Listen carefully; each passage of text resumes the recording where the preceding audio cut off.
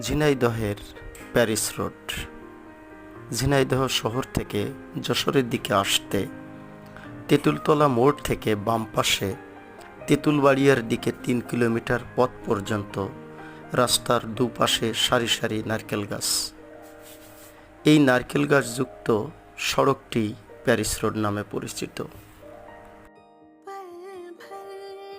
ইতিহাস ঐতিহ্যের সন্ধানে সারা দেশে ঘোরাফেরার কারণে এরকম সড়ক আমি বহু জায়গাতেই দেখেছি।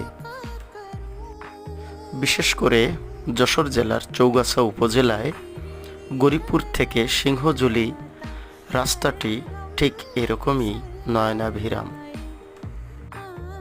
ঝিনাইদহের প্যারিস রোডে আসার আহ্বান জানাবো, বিশেষ করে ধান চাষের মৌসুমে, তখন আরও সুন্দর দেখা যায়। পাশাপাশি ড্রাগন ক্ষেতও